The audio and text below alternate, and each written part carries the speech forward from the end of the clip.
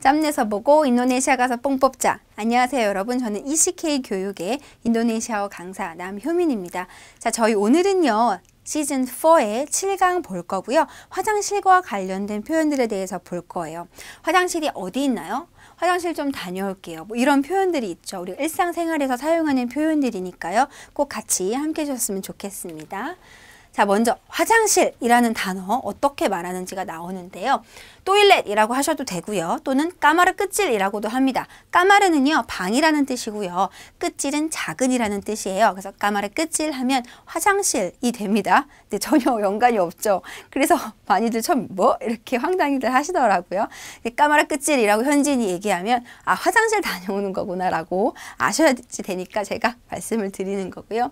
자, 블락강은요. 블락강은 뒤라는 뜻도 있고요. 우리가 우리 신체 부위에서는 등을 가리키기도 하죠. 그런데 이렇게 화장실을 가리킬 때도 블락강을 쓰기도 해요. 우리도 뒷간이라는 표현이 있잖아요. 그래서 블락강도 아하 화장실이구나 아시면 될 것 같고요. 자, 그 다음에 영어에서 온 웨세도 가능합니다. 그래서 이렇게 네 가지 표현 다 화장실을 뜻하는 거구나 알고 가시면 될 것 같아요. 자, 첫 번째로요. 화장실이 어디 있는지 물어보는 거 한번 볼 건데요.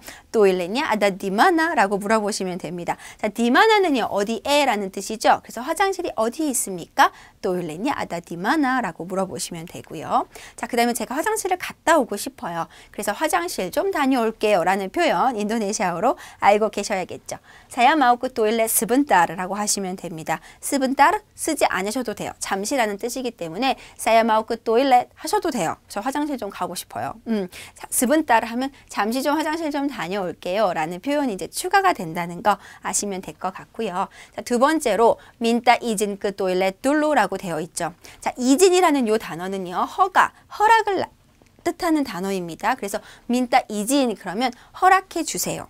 허가해 주세요. 이런 뜻이 되는 거예요. 그래서 공손한 표현이구나 보시면 될 것 같고요.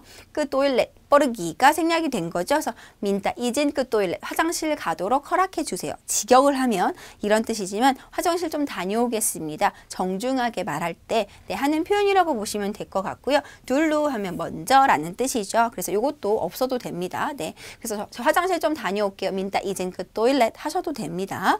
네, 둘루는 필요한 상황에서만 사용하시면 될 것 같아요. 자, 그 다음 볼게요. 내 가방 좀 잠시만 맡아줄래? 이 표현이 도대체 화장실과 무슨 관련이 있죠?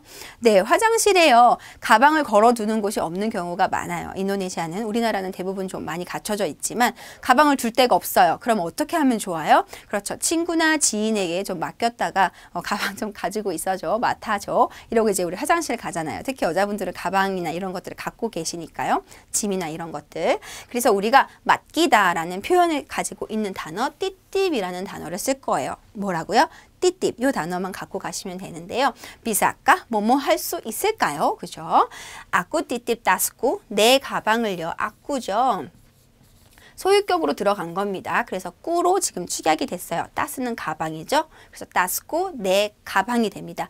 내 가방을 맡길게. 맡겨도 될까? 이렇게 되는 거죠. 스분따르 잠시만 이렇게 되는 겁니다. 네, 그래서 얘도 없어도 되고요. 스분따르 잠시만 맡길게. 이렇게 얘기하고 싶으면 스분따르 넣으시면 되겠죠. 자, 다음 보도록 할게요. 자, 화장실에서요. 아는 지인을 만났어요. 회사 동료나 또는 뭐 친구나 이렇게 아는 사람을 만났어요.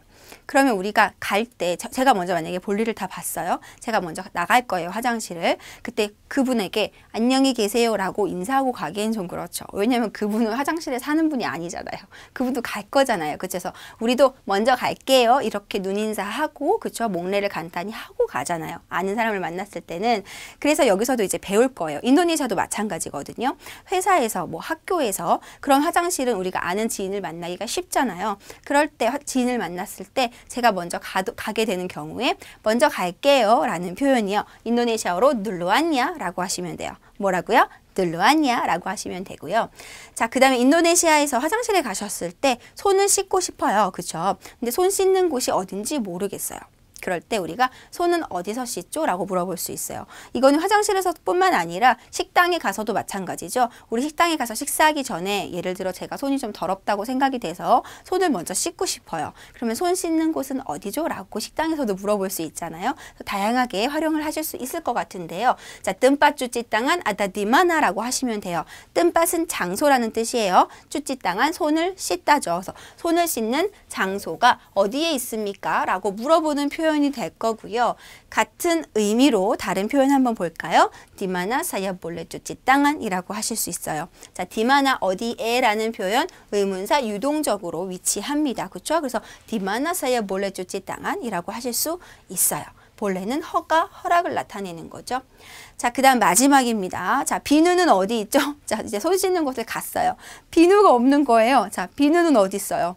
비누는 인도네시아어로 사분이라고 합니다. 뭐라고요? 사분이라고 하시면 되고요. 사분이 아다디마나 라고 물어보실 수 있어요. 뭐라고요? 사분이 아다디마나 라고 물어보셔서 비누 받으셔서 손 깨끗하게 씻으시면 좋을 것 같아요. 그래서 저희 오늘 화장실과 관련된 표현들 배웠어요. 일상생활에서 아주 중요한 표현이죠. 우리 화장실은 누구나 다 가잖아요. 안 가는 사람은 없잖아요. 그죠? 그래서 이 표현들 꼭 숙지하셔서 가셔서 잘 활용하셨으면 좋겠습니다. 다음 시간에 또 함께 할게요. 드리마까시.